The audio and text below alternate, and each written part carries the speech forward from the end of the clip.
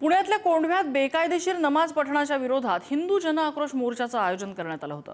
लव जिहाद हिंदू मुलींच्या धर्मांतराविरोधात हा मोर्चा काढण्यात आला होता। या मोर्चात आमदार गोपीचंद पडळकर, आमदार संग्राम जगताप, माजी आमदार संजय जगताप, धवलसिंह मोहिते पाटील हे सगळे सहभागी होते। मात्र बोपदेव घाटात पोलिसांनी ही रॅली अडवली। त्यानंतर तिथेच गोपीचंद पडळकरांनी भाषण केलं आणि रॅलीची सांगता झाली। ही रॅली अडवल्यामुळे मंत्री नितेश राणे पोलीस अधिकाऱ्यांवर चांगलेच संतापलेत। काही पोलीस अधिकारी जिहाद्यांना मदत करतात, त्यांना संध्याकाळची बिर्याणी जास्त आवडते अशी टीका नितेश राणेंनी पोलिसांवर केली आहे।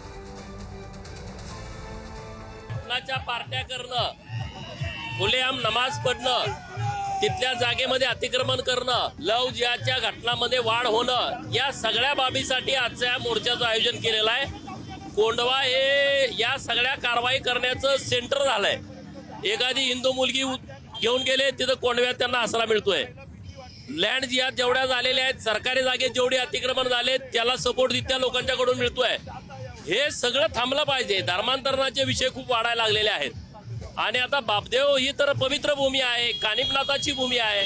या भूमीमध्ये असं जर प्रकार घडत असतील, आम्ही कसं का बसतो? सरकार हिंदुत्वादी विचाराचं असलं तरी काही घटना या सरकारमध्ये बसलेले जे काही मोजके अधिकारी आहेत, जे आमची सरकारचीच बदनामी करतायत, पोलीस खात्याची बदनामी करतायत, जिहाद्यांना मदत करतायत, त्यांना संध्याकाळची बिर्याणी जरा जास्तच आवडते त्याच्यामुळे गोपीचंद पडळकर जी असतील, जगताप असतील आणि बाकी आमचे हिंदुत्वादी विचाराचे कार्यकर्ते रस्त्यावर उतरून आमच्या हिंदुत्वादी सरकारला बदनाम करणारे हे जे काही सडके आंबे आहेत, हे जे काही जिहादी त्यांना मदत करणारे जे अधिकारी आहेत त्यांच्या विरुद्ध आवाज उचलत आहेत। पोलिसांनी थांबवलं असलं तरी जिहादच्या विरोधात आम्ही कुठेही आमची लढाई कमी करणार नाही।